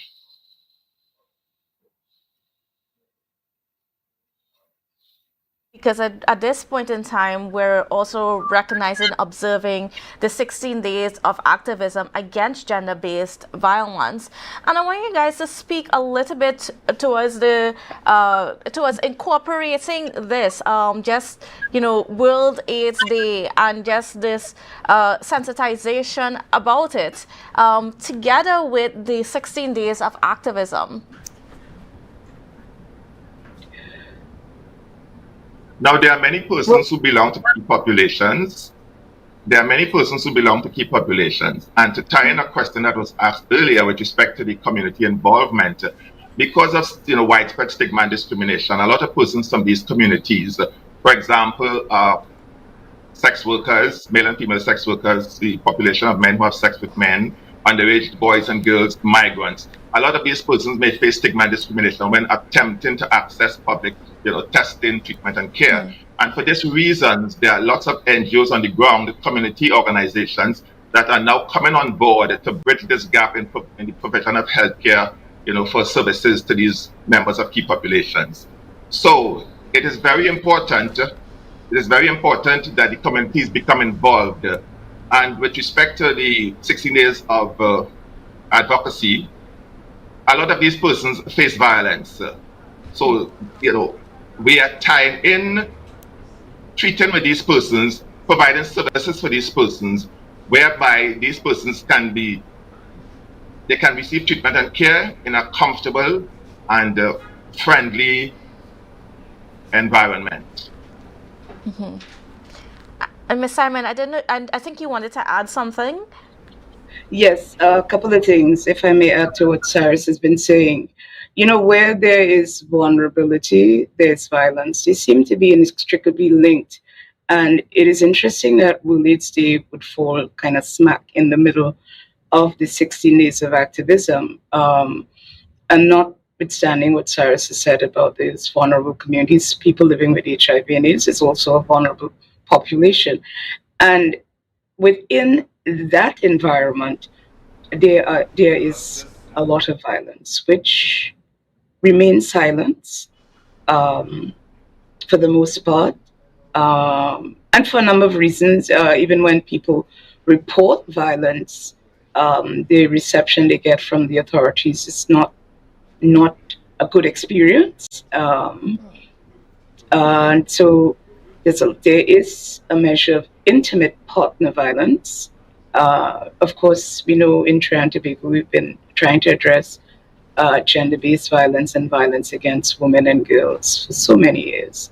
And it remains still one of those things that we continue to work assiduously, plugging away. And we will continue to work on it, but we have to acknowledge that, again, some things need to be changed because whatever formulas that obtains today, we're still missing the mark. So it is interesting that the 16 days of activism, which spans a whole slew of things. Yesterday it ended because yesterday was Human Rights Day, and Yes. again, it's a whole. It's an interesting 16 days really for communities and the body politic to come together in a real way, not in a superficial way, just to acknowledge the days and count down the days, but really to come together and work with a plan of action that is measurable down the road. So next year, this time, when we're having a conversation, we could say, yes, we would have achieved A, B, and C, but we still have to go to X, Y, and Z. And I think that's the conversations that I'm not hearing. Yes, we're hearing, let's do this day, it's World AIDS Day, we talk about gender-based violence, we talk about Human Rights Day. But after the days have gone, what happens between now and the next time we're commemorating these days? And so those are some of the conversations that we need to have. And I'm happy to say that I think very, very early in the new year, there's going to be an entity coming up which is going to be asking these hard questions. I'm not going to give anything away. But I don't know if it's fair or if it's just people are probably a little wary because HIV has been going on for so long, and there's been a lot of boots on the ground and the front lines, and perhaps people are getting a little wary. But hence the reason why we need to get more people involved, because this is a journey that continues, and Yes, really we need more people to get together and join this. I'm not calling it a fight. It's a fight. It's not a fight. It's a movement towards ending AIDS as we know it in Trinidad and Tobago, but globally as well. And we can do it here in Trinidad and Tobago. We have the means. We just need people to be committed for the long haul.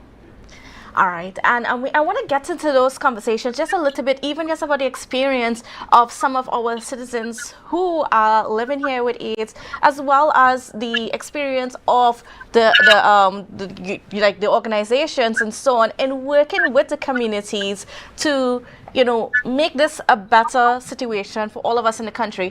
But we're going to get into those conversations in just a little bit because we got to take a quick break, and then we'll be back with the National AIDS Coordinating Committee. So don't go anywhere.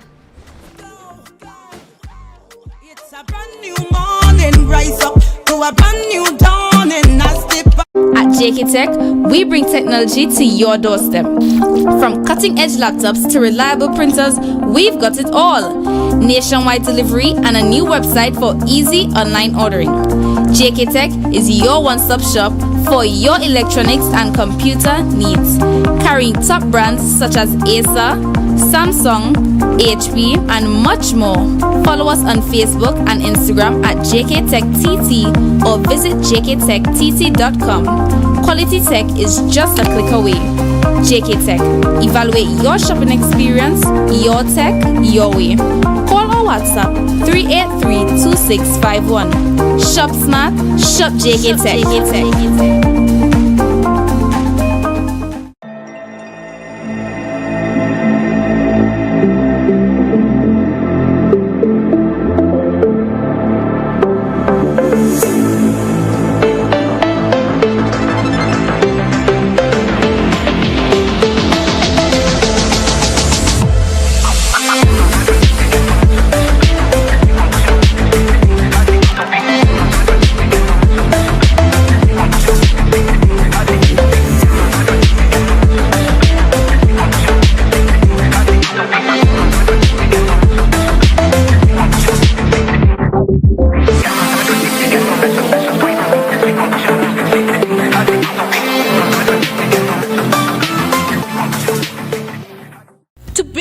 Supplies has been a leading name for over 37 years in the glass and aluminum market in Tobago. We provide an extensive range of high-quality, innovative aluminum and glass products for commercial and residential use. Competitive prices with superior and professional services by committed employees who are guided by rigid quality standards. Tobago Glass Supplies specializes in the manufacture and installation of glass and aluminum products that that are essential to today's homeowners and the business environment. We are engaged in marketing, sales, and installation of a variety of products. These ranges from windows and doors to necessities such as mirrors for homes and vehicles, designed and manufactured in-house or imported.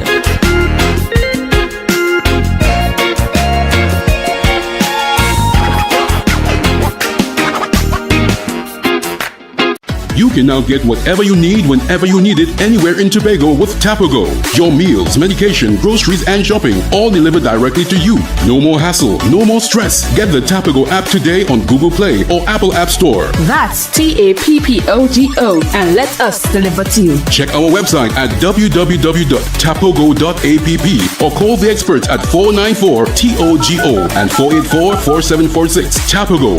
Relax. We will get it to you. Tobago's at your service. Yeah.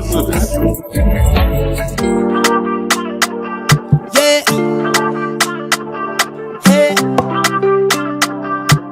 Tobago updates. Good morning, Tobago.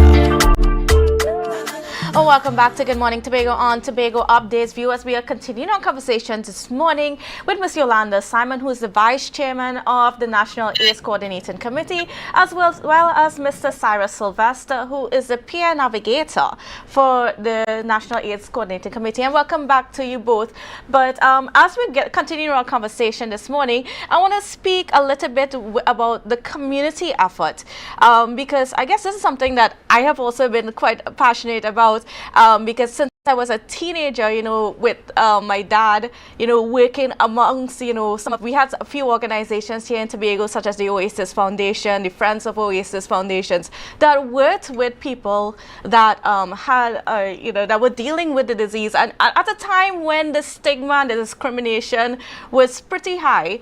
But what's been the journey like in terms of working with the NGOs that are there trying to assist the community and trying to give support to those people who are afflicted by the disease?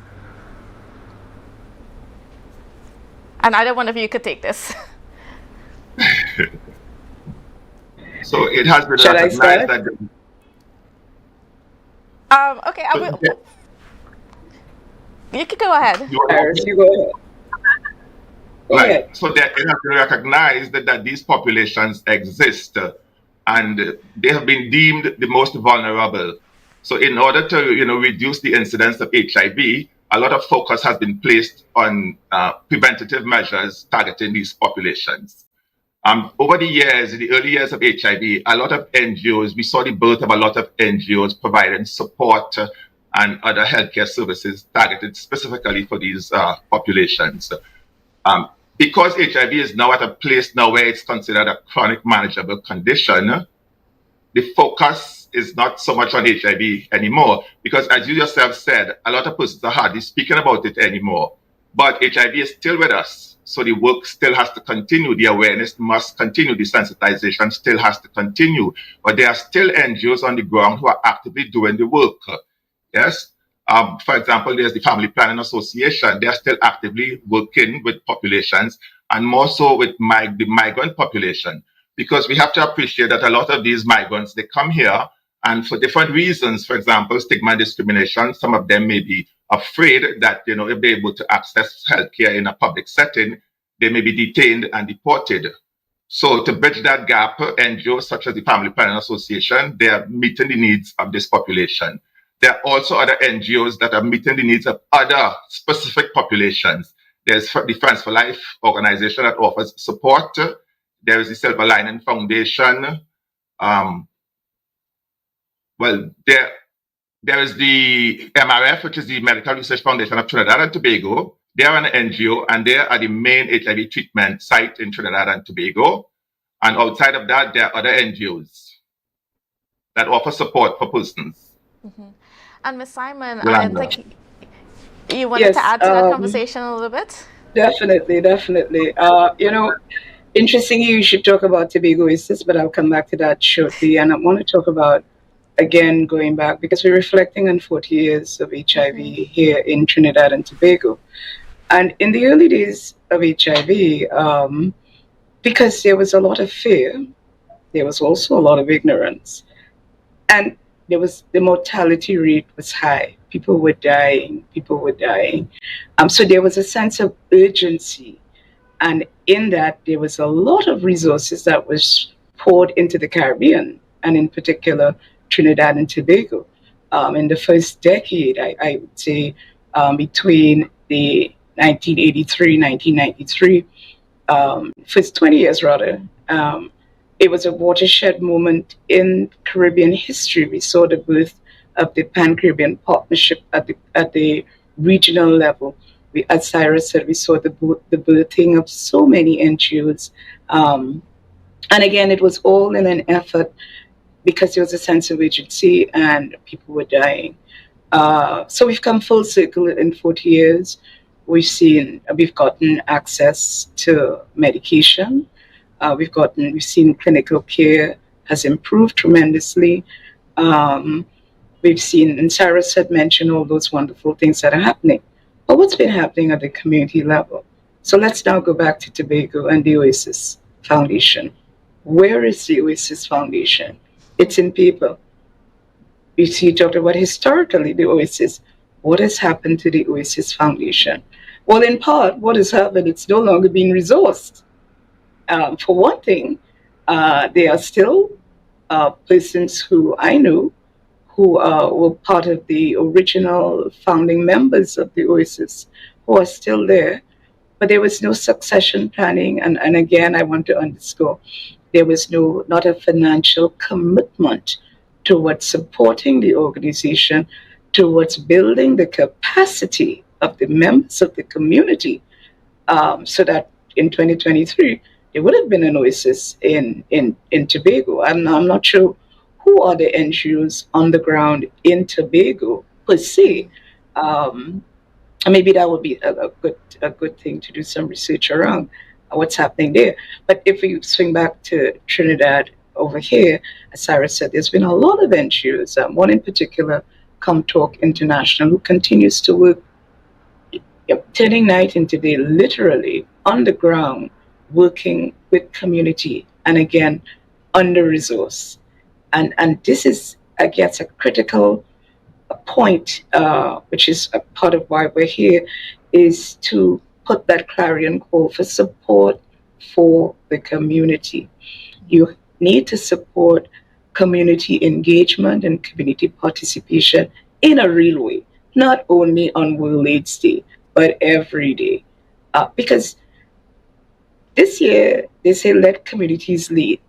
If we translate that into Trinidad and Tobago, and then you would see with communities, the Family Planning Association and the Medical Research Foundation of Trinidad and Tobago. But there are other communities who go further than MRF and FPA, and who do work that nobody else wants to do. And that's part of the struggle. And those are conversations that they are hard conversations that we don't want to have, but we need to have them. They're necessary. So very quickly, I would want to say there needs to be looking through a different lens at who are the communities that are making a difference, support them, well-resourced, capacity development. And capacity development don't mean a 2-day workshop in the week leading up to World AIDS Day. It means doing a proper planning, a proper mapping of what the needs are with milestones, deliverables, and also accountability and transparency. So it can be done, but we need to get a group of people. And again, this is not on the government. I said people, this is all of us, citizens of Trinidad and Tobago, public sector, private sector, informal economy, to come together in a meaningful way and say, let's get this done, because we can do it. Thank you. And we're just about out of time this morning for our interview, but I still want to give you just a minute, both of you, just to wrap our conversation as we just put a little bit of focus on HIV/AIDS and just even the community work, the work of the National AIDS Coordinating Committee over the last 40 years here in Trinidad and Tobago. And we could start with Mr. Simon first. while there is treatment for HIV, at this time there's no cure for the disease. So it is very important moving forward that we continue to have the conversations surrounding awareness. The conversations must continue. Persons have to be made aware as to how HIV is spread, how it is not spread. We must continue to have the conversations about treatment literacy for persons who may be in treatment and care, understanding their treatment literacy, how to take their medication, keeping their doctor visits and stuff like that. We also have to look at avenues whereby we can help to reduce the stigma and discrimination, because stigma and discrimination continues to be a wedge that is preventing a lot of persons from being tested, from entering into treatment and care. We also have to continue desensitization in the wider community. And the media, like you said, you all have a big role to play, because in the very early years of HIV, even though there were a lot of negative publicity, we have come a very long way. We have to differentiate what is HIV as opposed to what is AIDS. We have to continue to educate the masses, you see, because in going forward, we would like to, as Ms. Yolanda said, the goal of UNAIDS is to reduce HIV infections, to end AIDS by 2030. And the only way by which we can end AIDS by 2030 is by us continuing to sensitize persons, continuing, to have these educational blitz and stuff like that. Because, as I said, HIV is here with us. We have to live with it. So we have to know how it is spread and how we can protect ourselves.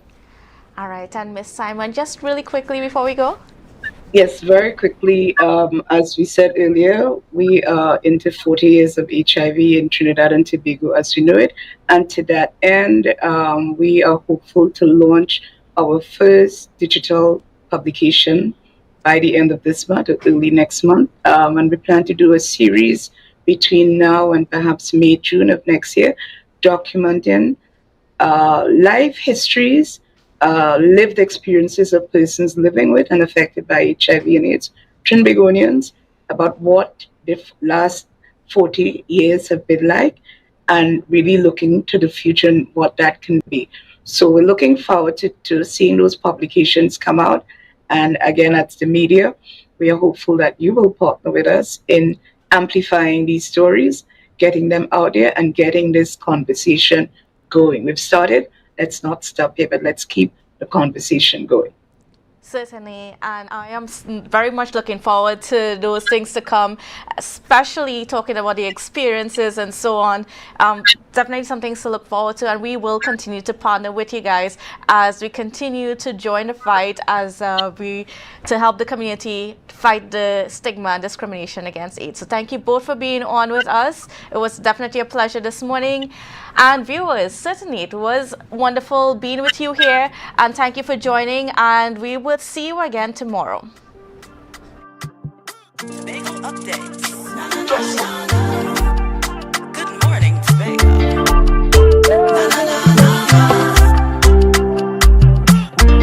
Let's go. It's a brand new morning. Rise up to a brand new dawning as the passion starts.